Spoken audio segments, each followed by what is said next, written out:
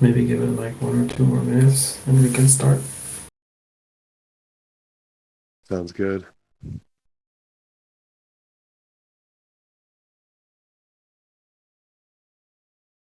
You should have some like elevator music. Hmm. I don't know how to route audio.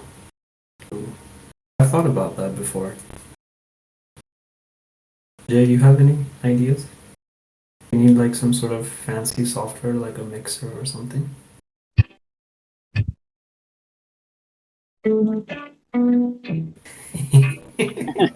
Yeah, that's good. That's perfect.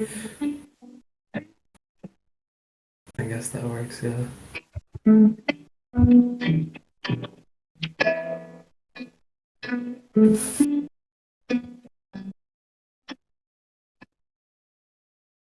Is the recording dude in here? Yeah, it is. Okay.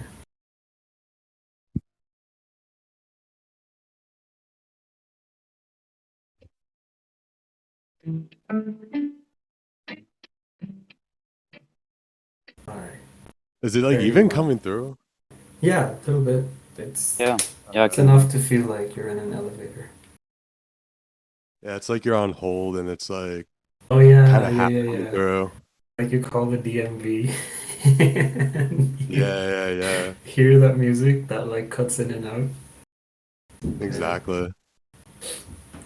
All right, want to All get right. started? I think we can get started. Yeah. Yeah, yeah, sure, why not? Jake, you So, want hello to? everybody. Yes. I'm 7J and I'm here with our strategist Tesseract and Degenicus, and we're here to talk about our brand new lending optimizers, the best way to avoid impermanent loss in the type of market we're in right now, whatever you might call it. Yeah, we've been a So, bit concerned about that, like creating some bear market strategies, I guess you could say, like safe places to keep your funds. Yeah. keep getting yields without being exposed to the same sort of risk Yeah. that Basically, you would be with two different assets. it's it's perfect for this time, right? Um, so maybe Degenicus, you want to maybe talk a little bit about like the motivation behind it and um, at a very high level how it's working. You know, the on-chain component and the off-chain component. Oh yeah, sure. Yeah, I've been working on a lot of the other single-sided strategies, and tarot has always been like really good interest. So we've been wanting to add them for a while. But the problem there is that there's like 100 different pools for Rap Phantom at least, and like how do you pick which pools to farm in? And I think this is like a general problem that people have. So maybe you can like you start farming in one of the pools because it's high APR, and then like an hour later it changes and some other pool is higher. So you can never really like get the best rates on these pools. And I've been making like yield optimizers for Boo, for example, the single-sided staking, and that kind of like got me thinking about this yield optimization and like how we can do it better. So it's been kind of like an idea that's been like growing for a while now, and the idea was that if we can like somehow create a yield optimization algorithm, you could pick the best pools to farm in, and then you could like increase your overall rate that you're farming these pools. So that was like the initial idea for it. And for the people who might not be aware, just give a brief overview of the Boo script that you talked about. Yeah, sure. The Boo crypt, it stakes X Boo, and then it has to choose like which pools to farm. So it has to pick like which are the highest APRs. But the problem there is it's not just like, oh, you pick the highest APR pool. Because if you have a lot of funds, then if you deposit those funds, then the APR will move down actually, so then it's not the best one anymore. So it kind of has to take this pool dilution factor into effect. So it basically has to figure out like how it can allocate those funds in the best overall way. And it's like a simpler problem for Boo because it's like straight APR that doesn't change very much. So it's possible to do this with an on-chain algorithm. But we did run into problems even with that because the gas fees will become like pretty high. So it's pretty hard to harvest it because the gas fee is higher. So that led me to believe that to handle like 100 different pools is basically impossible doing it the same way. So I thought we have to create a new way to do this, basically. And that's where the off-chain stuff comes in. Right. So we have 100 plus pools, and we have very volatile APRs for these pools, and we have dilution to take into consideration. So how do we handle all these things, Degenicus? Yeah, and especially for Tarot, they have an interest rate model, which is called kinked interest. And that just means that if it goes above a certain percentage of percent borrowed, then the interest rate will like really go up like really quickly. So it's not like linear in that way. It can change a lot. So it's kind of difficult to know like how much you should deposit into each one. So it requires like a more advanced algorithm that can basically what it does is it scans through all these different pools, and then we have reverse engineered the Tarot algorithm for calculating interest rates. So then it can basically figure out like if it did these deposits, what would the interest rate become? And what that allows for is that it can basically run simulations of creating all these different deposits and then comparing them to figure out which is the best one overall. So that's like on a high level what the off-chain algorithm basically does. Now you So, talked about the kinked interest, and yeah, you said that if the percentage of capital in the pool that's been borrowed goes above a certain threshold, the kinked interest jumps like very quickly. Why is that? it's part of the protocol to create incentives for lending and borrowing. So basically, it's trying to reach an equilibrium, which means that the lending and borrowing is like balanced out. So it doesn't want all the funds to be borrowed, because if 100% is borrowed, then your funds are basically locked and you cannot withdraw them Right. because they're basically borrowed out to these people who are leverage farming. I So it see. wants to keep like some liquid tokens for withdrawals. So it's setting a percentage like 75%. And if it goes above that, then the interest will start going up. Gotcha. So that's something you can really make a lot of money by doing this because it really pays really high interest rates. But you might only be able to deposit a very small amount, because if you push it like below that number, then the interest goes down a lot because it's like pushing below the kinked interest. It has to factor that in. So basically, after the borrows go above a certain threshold, the protocol really wants to make sure that there's more capital coming in, and it jacks up the supply APRs so that people have more incentives to deposit, which helps achieve that equilibrium. And now you say that we have reverse engineered their interest calculations, and we actually run simulations off chain to figure Yeah. out the best allocation. Wow.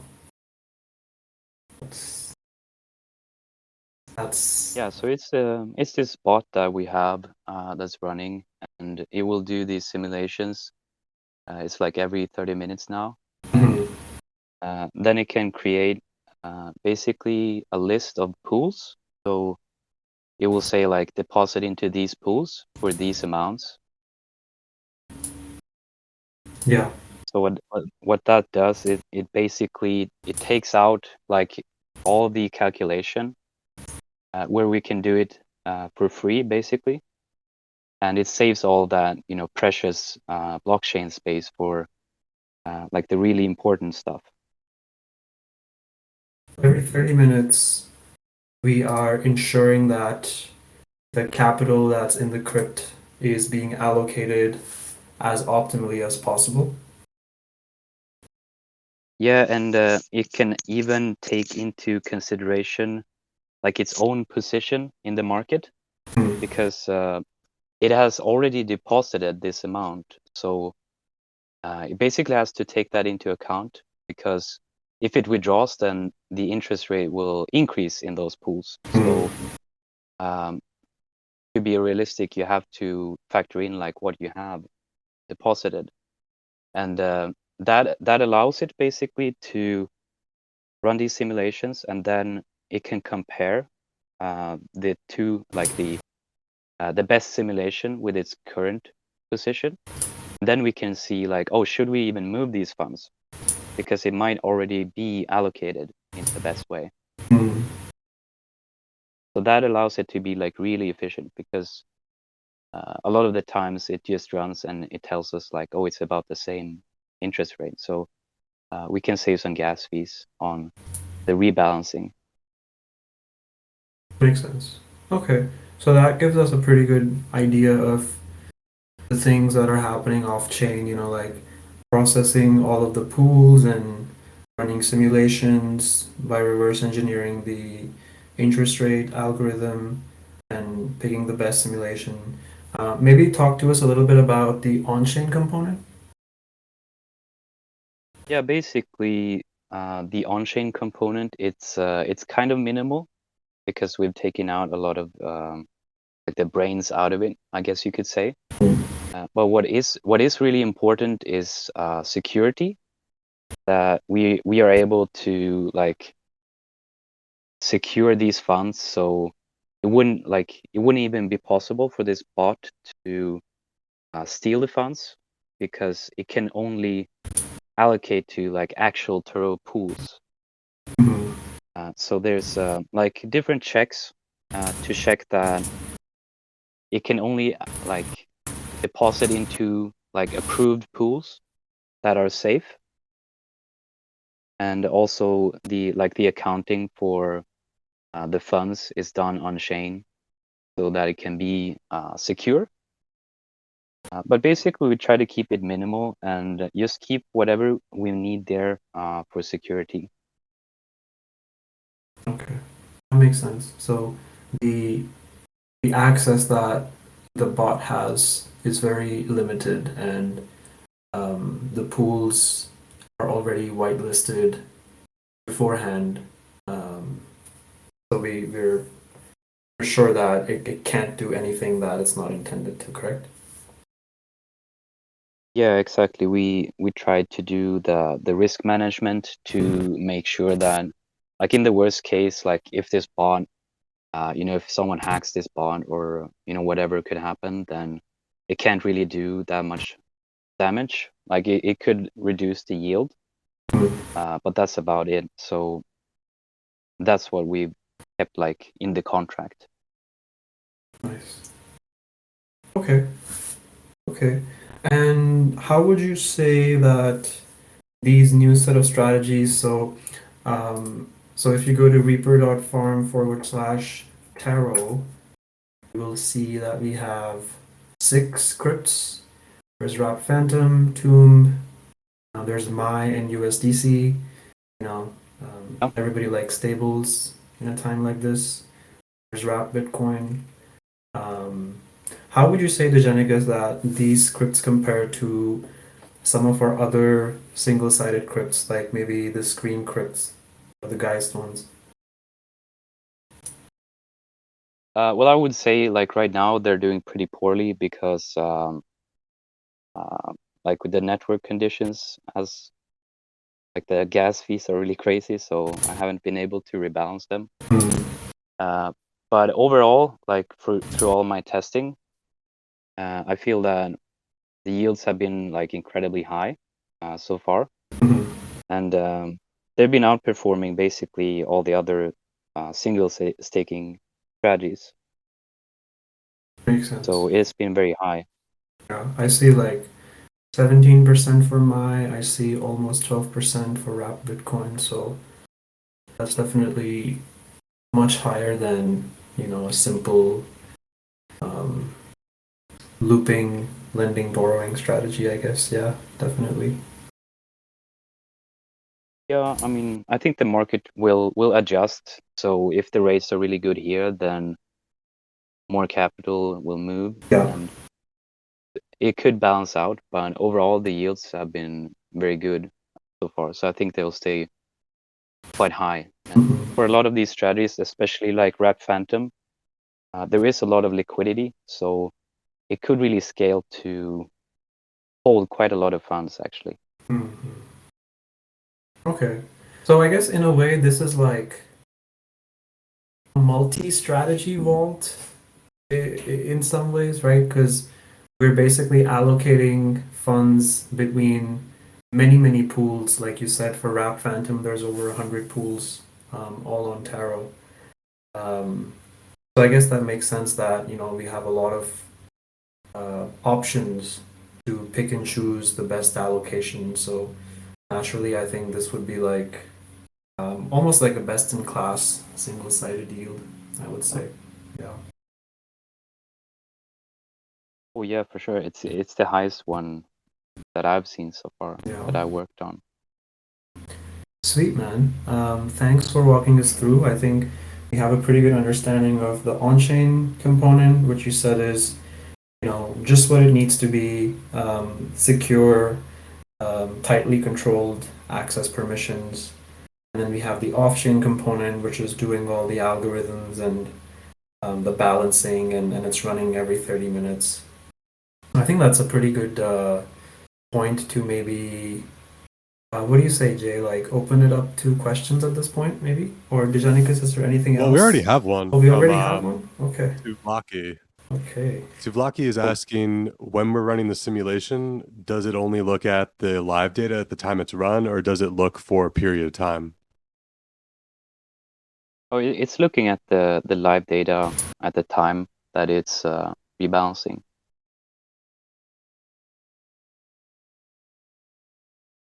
Good to know. Any other questions from anybody? You can leave your questions in the AMA questions channel, or if you want to come up and say hi, you can raise your hand. Talk to We us. don't, but yeah, usually. we don't. Oh, we do have a hand.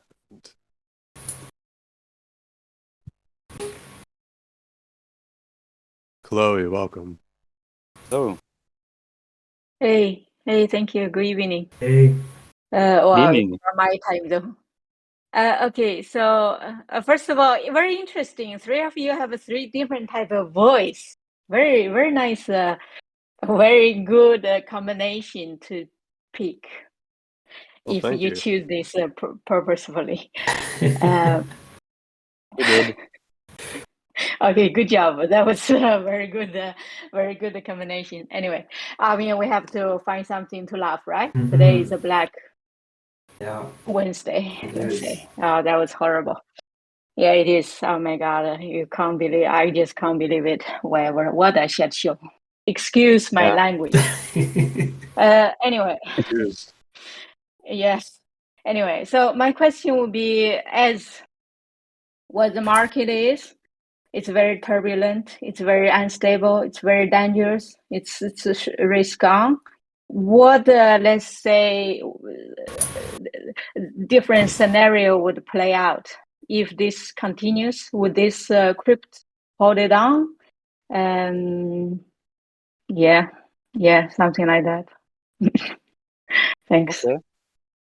Yeah, that's an interesting question, and I mean, it does depend on people leverage farming basically. So I think what we can see is like if there is like a big crash or something, then generally people tend to want to deleverage for a bit. So you can see like they're repaying their borrows and like leveraging down in general. So I would say the yields go down when there's like turbulence. But from what I've seen, it doesn't take like too long for people to like get that itch again and start leveraging. So I think it's fair. It's going to be a fairly constant thing. Like I think people are always going to like leverage farm, and you can even like leverage farm stable coins. So I think people like they're always going to take risk. So that's probably what I think. But of course, I think if it was like full on, bull market, then maybe there would be more leveraging. I don't know. Yeah.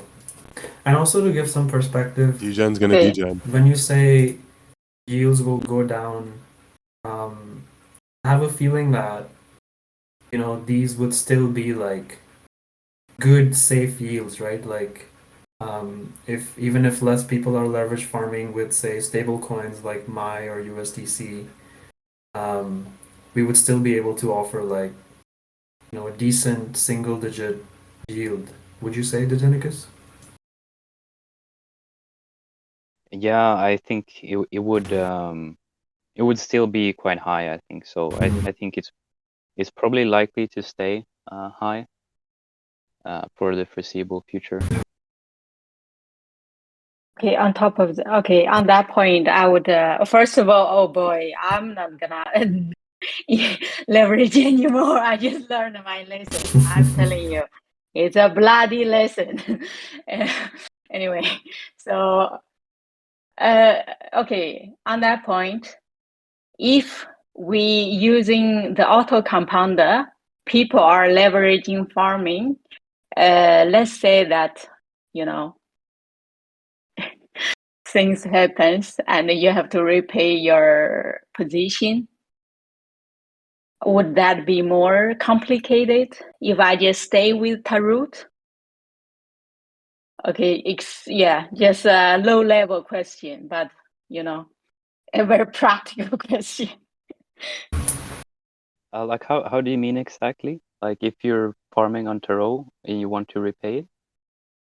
Yeah, for example, if when the market turbulence, when the market, well, yeah, I mean, wow, and we are leverage farming, prices moves up and down, we have to adjust our position.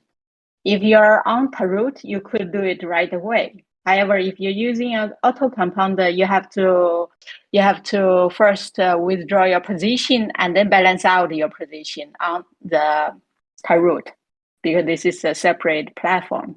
So, just to maybe reiterate this, the vaults, the crypts that we were talking about, they don't leverage farm.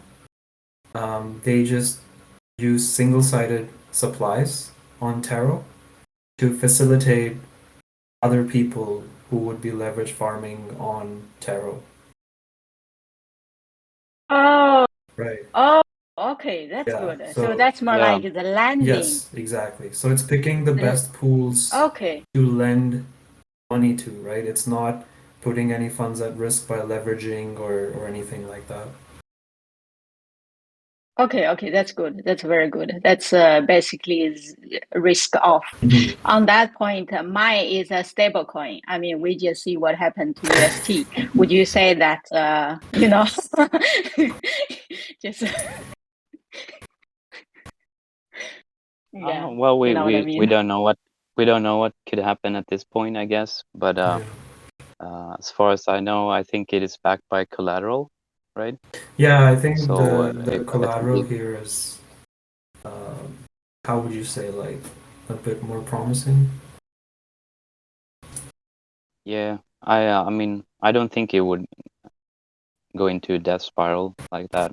But if you want to be risk off, then you can use USDC or something like that. On that point, why the USDC vote is so much lower, the rate? It is in general lower. I think my is very high because of Tomb. So there's like my Tomb pairs, and they're paying like really high farming APRs. So people are just like paying whatever to borrow my. So that's like what's pumping up my. There's nothing similar for USDC. But usually the rate is higher. I would say it's like 6 to 10% in that range. Okay. Thank you, boys. I will give other guys opportunity. Thank you. Chloe. All right, thank you. We have Thanks so much for coming out. one question in the AMA channel. Somebody asked. Two, it seems. Oh yeah, somebody asked, Degenicus, are there any risks of losing my single stake Bitcoin if the market took a dump? No, not really, because you're just lending it. So you cannot get like liquidated. The people who get liquidated are leverage farming. But here we're just like supplying it, so there's no liquidation. Okay. We have another question, I guess, as a follow-up to the previous one around looking at live data versus looking at historical data. So Sulaki asks, if you only do a spot snapshot, is it possible for a competitor to front run your change? I mean, it's technically possible, but I think that's highly unlikely because I don't think anyone has anything like this. Like there is no one doing bots like this, and basically it would. I don't know. I don't see it as like um, a problem really. I don't think it would happen. I mean, they could lower your yield, but that's about it. It's not possible to like steal funds or anything like that. So yeah, maybe they can lower the yields, but I think the amount of work required to build a bot like that would like you wouldn't make profit from doing that. So there wouldn't really be much point in like constructing an attack like that because it would be like too much effort for basically no returns. And I guess another point to mention is that the strategy is indeed public, but the algorithms that are reverse engineering the kinked interest rate model and simulating the allocations and picking the best simulations are not. So Wow, that's a long name. yeah. Okay. We have another follow-up. This is from the same person who asked about whether the single stake Bitcoin would be at any risk. Would APRs go up if there were more liquidations, Degenicus? Oh, that's an interesting question. Well, I mean, I guess not because if they're like leverage farming, then they're paying the borrow cost, and that's what you're getting as a lender. So if they get liquidated, then that borrow is like moved off. So basically, a liquidation will decrease the amount borrowed. So unless the liquidator is like, putting that back in, it would basically like unwind the system to where there's less borrow fees. So I would anticipate it like it would move the interest earned by this strategy would move down like temporarily until people get their courage back to try leveraging again. Mm-hmm.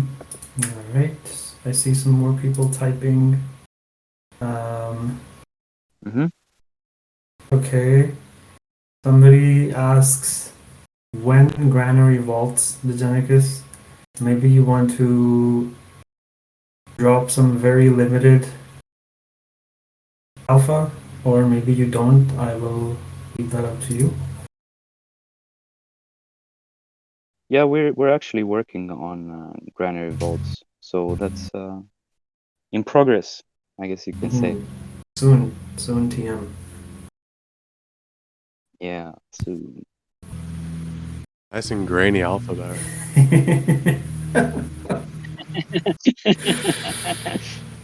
All right.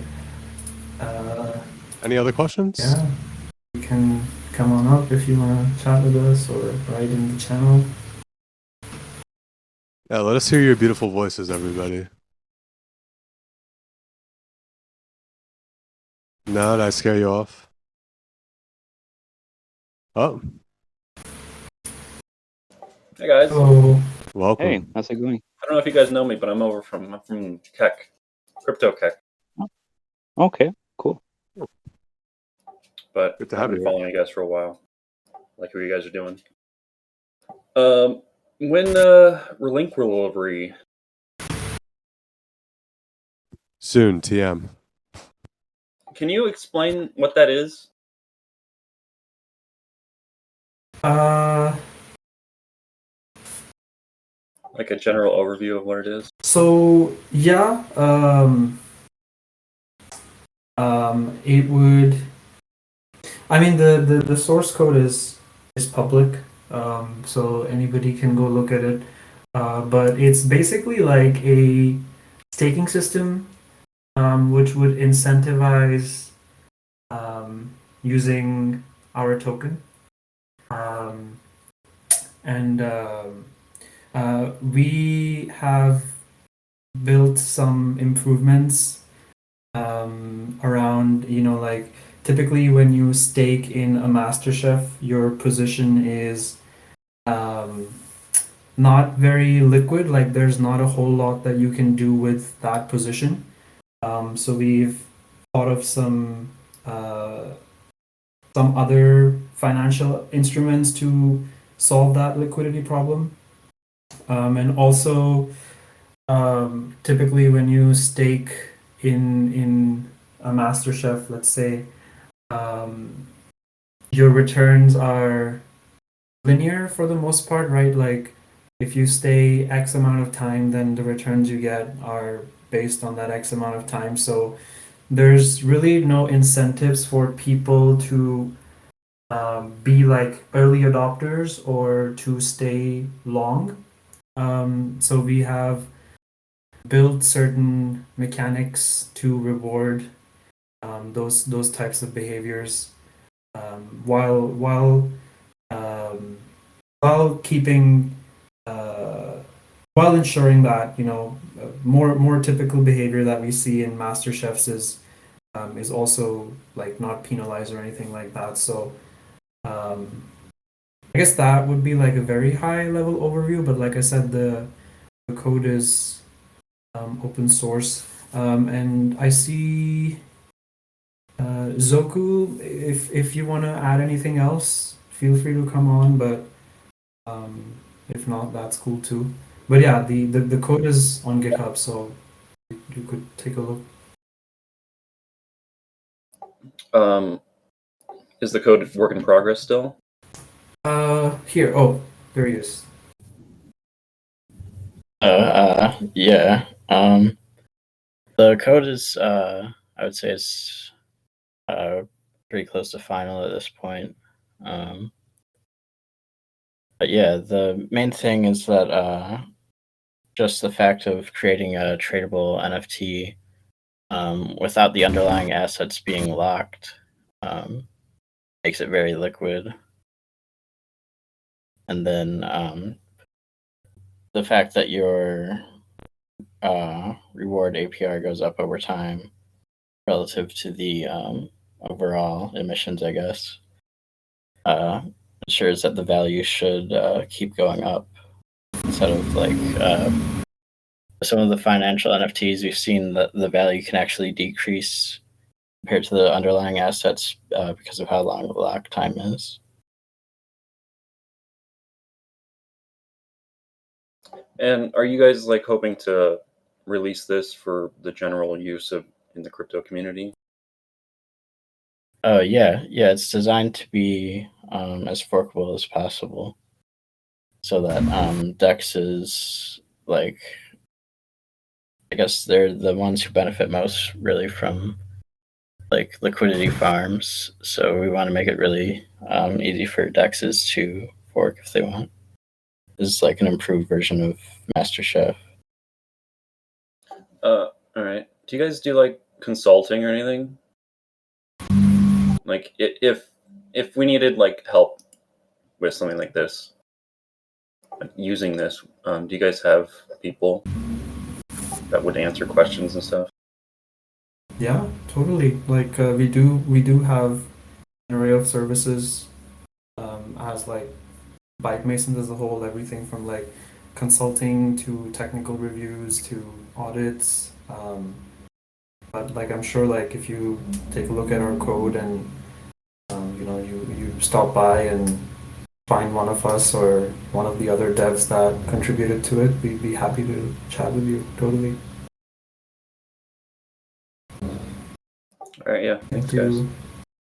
guys. Thank you so much. Could you post some links as well, Say that again, please. or is there a channel with links? Do you have like a channel with links or anything for all that stuff? The reliquary is I can share the link to the reliquary GitHub repo. Maybe that would be a good starting point. I'll just post it in the AMA questions channel so you can find it there. Cool. Thank Thank you. you. Thanks so much.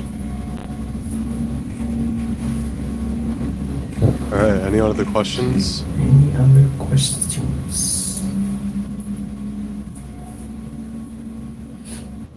Speak now or forever hold your peace. I thought I had a funny joke in my head like 2 minutes ago, but now it just disappeared, so sorry everyone. Oh yeah, now I remember what the joke was. When Chloe said that our voices go nicely together, I was gonna tell her about Jay's past life when he was a weather reporter, and Yes, sir. and when Degenicus was doing like voiceover acting for video games, and when he took me under his wing, so we've definitely been working on having, what do you call that, like announcer quality voices, right? Something like that. Yeah. So we do have another question from NeoFTM. Can we provide any more details on how Oath will be used in Reliquary? Token is still here. Yeah, Beavis has been working on, I guess, the outline for the gauge system to determine how governance will have control over, I guess, setting emissions and the maturity curve and stuff like that. So it would be used as the incentive, and then a form of it would be used as like governance to decide on parameters around like emissions and things like that. Yeah, Oath would be the reward token, and then I guess we're still deciding on whether we want to have a single stake pool or with Beat Mason's Oath pool 80/20 is good enough. Because like in the original MasterChef, it would be impossible to use the reward token as a single-sided pool, but we were able to actually remove that technical limitation. So it's an option now. Nice. Beautiful. Beautiful. Thanks, Neil. Anyone else?